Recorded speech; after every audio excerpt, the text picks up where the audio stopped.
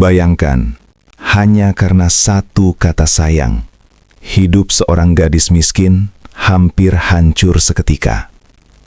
Ia berdiri gemetar di depan bos kaya, siap dipecat, siap kehilangan segalanya. Tapi siapa sangka, kesalahan kecil itu justru menjadi awal cinta terbesar dalam hidupnya. Kalau kamu penasaran bagaimana kelanjutannya, jangan lupa subscribe channel ini sekarang juga. Share ke teman-temanmu, dan tulis pendapatmu di kolom komentar ya. Karena ceritamu bisa menginspirasi banyak orang. Namanya Aisyah. Gadis itu selalu berjalan pelan setiap pagi, menyusuri gang sempit yang dipenuhi rumah-rumah tua bercat kusam. Di bahunya tergantung tas hitam yang sudah mulai mengelupas di beberapa sudut. Namun tetap ia jaga seperti harta paling berharga. Setiap langkahnya terasa berat, bukan karena jarak, tapi karena beban hidup yang ia pikul sendirian. Ia tak pernah mengeluh, meski sepatu murah yang ia pakai sudah tipis di bagian tumit. Di dalam angkot yang penuh sesak, Aisyah berdiri sambil berpegangan pada besi atas. Keringat mulai membasahi dahinya. Supir mengemudi ugal-ugalan, klakson bersahutan, dan bau bensin bercampur keringat memenuhi udara. "Dek, maju dikit, masih ada ruang," kata seorang ibu. "Iya bu," jawab Aisyah sambil tersenyum tipis. Tak ada yang tahu, senyum itu hanyalah topeng. Di baliknya, ia memikirkan ibunya yang sakit di rumah, adiknya yang belum bayar uang sekolah, dan gajinya yang selalu habis sebelum akhir bulan. Namun Aisyah selalu berusaha terlihat kuat. Dalam hatinya ia berbisik, "Ya Allah, aku cuma ingin hidup yang tenang. Aku nggak minta kaya, asal ibu sehat, adikku sekolah. Aku sudah cukup." Angkot berhenti.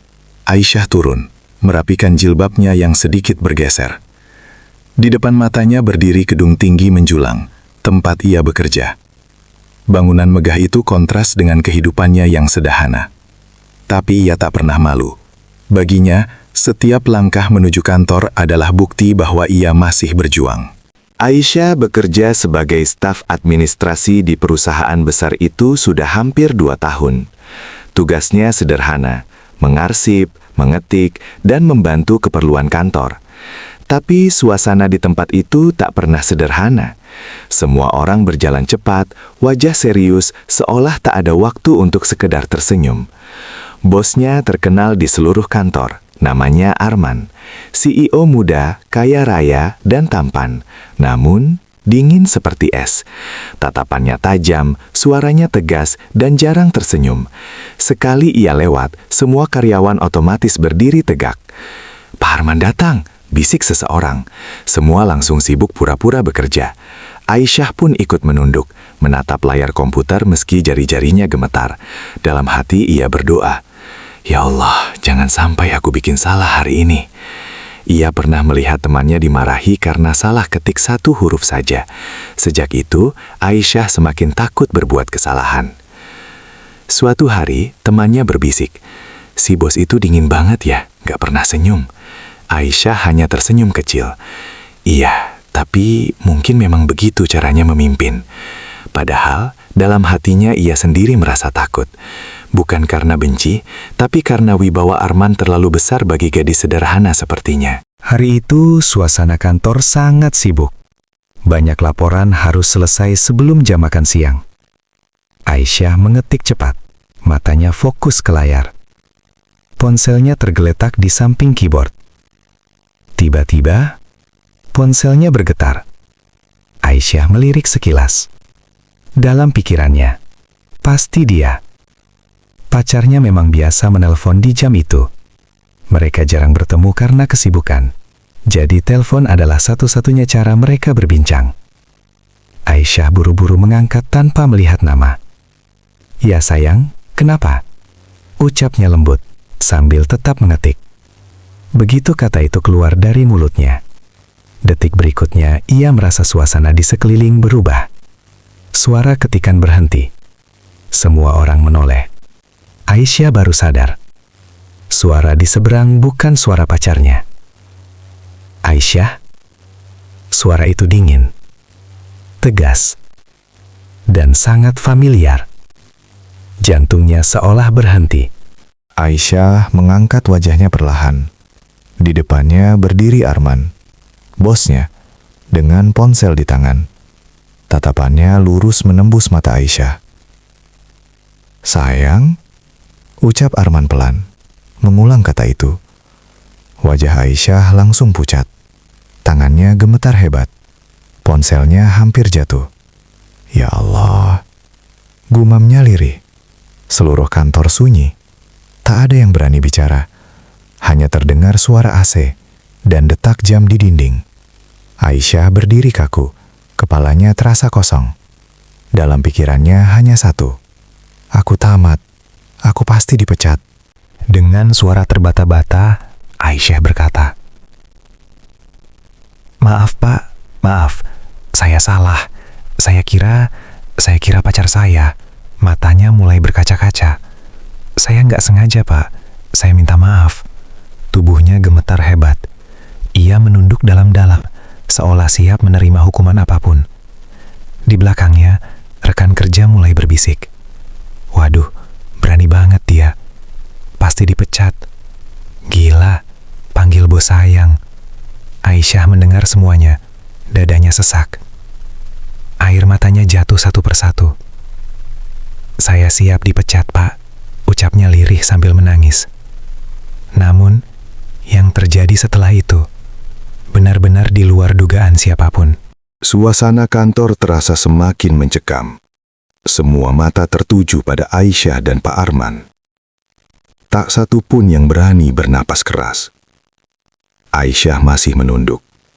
Kedua tangannya saling menggenggam erat, berusaha menahan gemetar yang semakin tak terkendali.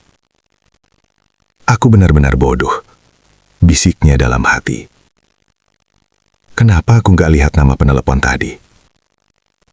Di kepalanya berputar semua kemungkinan buruk. Dipecat, dihina, pulsa terakhir habis untuk telepon bos.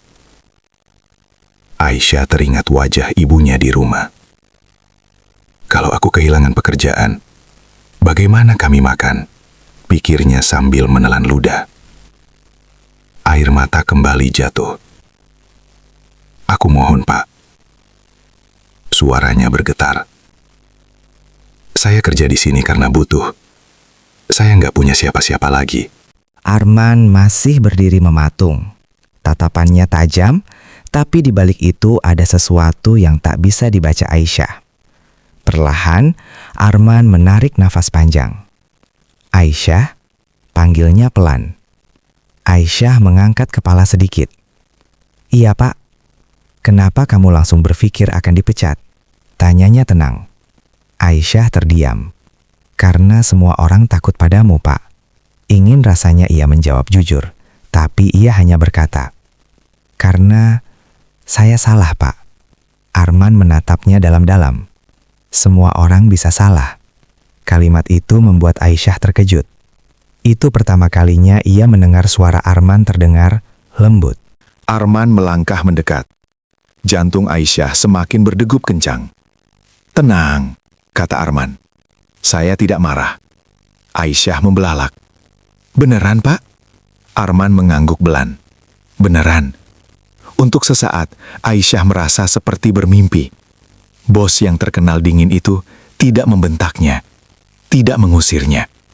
"Terima kasih, Pak," ucap Aisyah sambil terisak. Arman melihat air mata di pipinya. Ada sesuatu yang mengusik hatinya. Kenapa gadis ini begitu takut? Apa yang sudah ia alami sampai setakut ini? Setelah kejadian itu, Arman mulai sering memperhatikan Aisyah. Cara Aisyah bekerja tanpa mengeluh. Cara ia selalu tersenyum meski terlihat lelah. Cara ia menunduk sopan setiap kali lewat. Suatu hari, Arman bertanya, "Aisyah, kamu pulang naik apa?" "Angkot, Pak," jawabnya pelan. "Setiap hari?" "Iya, Pak." Arman terdiam. Dari semua karyawan, hanya Aisyah yang hidup paling sederhana. Ia mulai mencari tahu tentang Aisyah secara diam-diam. Tentang ibunya yang sakit, tentang adiknya yang masih sekolah, tentang hidupnya yang penuh perjuangan. Malam itu, Arman duduk sendiri di ruang kerjanya yang mewah. Lampu kota berkilauan di balik kaca besar. Tapi hatinya terasa kosong. Kenapa aku kepikiran dia terus? Gumamnya. Ia teringat wajah Aisyah yang gemetar. Cara ia memohon, cara ia menangis tanpa drama. Dia berbeda, bisiknya. Untuk pertama kalinya, Arman merasakan sesuatu yang belum pernah ia rasakan. Bukan kagum karena kecantikan, tapi karena ketulusan. Dan sejak malam itu, Arman tahu, hatinya mulai jatuh. Sejak hari itu, perubahan sikap Arman mulai terlihat oleh semua orang. Ia lebih sering tersenyum, bahkan kadang menyapa Aisyah lebih dulu. "Pagi Aisyah," ucapnya suatu hari. Aisyah terkejut. "Pagi Pak," jawabnya gugup. Rekan-rekan kerja saling pandang. Bos nyapa dia duluan. Wah, ada apa ini? Bisik-bisik mulai terdengar. Tatapan iri mulai muncul. Tanpa sadar, Aisyah jadi pusat perhatian. Fitnah mulai menyebar seperti api. Aisyah pasti pakai ilmu. Pasti dia genit sama bos. Cewek kampung kok berani. Kata-kata itu menusuk hati Aisyah. Di toilet kantor, ia menangis sendirian. Apa salahku ya Allah? Kenapa aku cuma ingin kerja jujur tapi dihina begini? Seorang rekan mendekat. "Kamu harus hati-hati, Syah. Banyak yang iri." Aisyah hanya tersenyum pahit. "Aku nggak ngapa-ngapain." Tekanan semakin berat. Setiap hari Aisyah merasa tak nyaman. Ada yang sengaja menjatuhkan berkasnya. Ada yang pura-pura lupa mengabari meeting. Suatu hari, ia pulang dengan mata sembab. Ibunya menatap khawatir. "Kamu kenapa, Nak?" Aisyah memeluk ibunya. "Capek, Bu. Kayaknya aku nggak kuat lagi." Ibunya mengelus kepala Aisyah. "Kalau capek, istirahat. Tapi jangan menyerah." Malam itu, Aisyah sholat lama sekali. Air matanya jatuh ke sajadah. "Ya Allah, kalau ini bukan jalanku, tolong beri aku tanda. Aku cuma ingin hidup tenang." Ia membuka ponsel, menatap pesan-pesan dari rekan kerja yang menusuk. Hatinya hancur. "Aku resign saja," gumamnya lirih. Ia mulai menulis surat pengunduran diri. Tangannya gemetar. Keesokan harinya, Aisyah berangkat kerja dengan wajah pucat. Surat resign tersimpan di tasnya. Di tengah hari, seorang staf mendekat. "Aisyah, Pak Arman manggil kamu ke ruangannya." Jantung Aisyah serasa berhenti. "Sekarang?" tanyanya gemetar. "Iya, sekarang." Aisyah menarik napas dalam-dalam. "Inilah akhirnya," bisiknya dalam hati. Dengan langkah berat, ia menuju ruangan bos. Setiap langkah terasa seperti menuju pengadilan. Aisyah berdiri di depan pintu ruangan Pak Arman. Tangannya gemetar saat hendak mengetuk. Nafasnya tak beraturan. Dalam tasnya, surat resign terasa begitu berat, seolah menambah beban di dadanya. "Bismillah," bisiknya pelan sebelum mengetuk. "Masuk." Suara Pak Arman terdengar dari dalam. Aisyah membuka pintu perlahan. Ruangan itu luas dan mewah. Jendela kaca besar memperlihatkan pemandangan kota. Pak Arman berdiri membelakanginya. "Kamu duduk dulu," katanya tanpa menoleh. Aisyah duduk di ujung kursi. Tangannya saling menggenggam erat di pangkuan. "Pak, kalau saya ada salah," ucapnya lirih. "Saya minta maaf." Pak Arman berbalik. Tatapannya tak lagi sedingin dulu. "Aisyah, saya tahu kamu sedang tertekan," katanya pelan. Aisyah terkejut. "Bapak tahu?" Arman mengangguk. "Saya dengar semua fitnah itu." Aisyah menunduk. Saya nggak pernah macam-macam, Pak. Aku tahu. Jawab Arman tegas. Kamu perempuan baik. Mata Aisyah mulai berkaca-kaca. Terima kasih sudah percaya sama saya. Pak Arman menarik nafas panjang. Aisyah, ada hal penting yang ingin saya sampaikan. Aisyah menelan ludah. Iya, Pak. Arman melangkah mendekat. Jantung Aisyah berdegup kencang. Tapi sebelum itu, Arman berhenti sejenak. Apa kamu sedang punya masalah? Aisyah terdiam, lalu berkata lirih. Ibu saya sakit, Pak. Adik saya belum bayar sekolah. Arman terkejut. Kenapa kamu nggak pernah cerita? Aisyah tersenyum pahit. Saya nggak enak, Pak. Tiba-tiba, Pak Arman berlutut di hadapannya. Aisyah, katanya serius. Saya jatuh cinta sama kamu. Aisyah terkejut. Pak, Arman mengeluarkan cincin dari sakunya. Saya ingin menikah denganmu, bukan karena kasihan, tapi karena saya tulus. Air mata Aisyah jatuh deras. Ini mimpi ya, Pak? Suaranya gemetar. Bukan, jawab Arman. Ini serius. Aisyah menangis terseduh. Ia menutup mulutnya dengan tangan. Pak, saya cuma perempuan miskin. Bapak salah orang. Arman tersenyum lembut. Justru karena itu saya memilihmu. Kamu tulus, kuat, dan tidak silau harta. Aisyah mengangguk sambil menangis. Kalau ini takdir dari Allah, saya terima. Arman berdiri, mengusap air mata Aisyah dengan lembut. Sejak hari itu, hidup Aisyah berubah. Bukan karena harta, tapi karena cinta yang lahir dari ketulusan.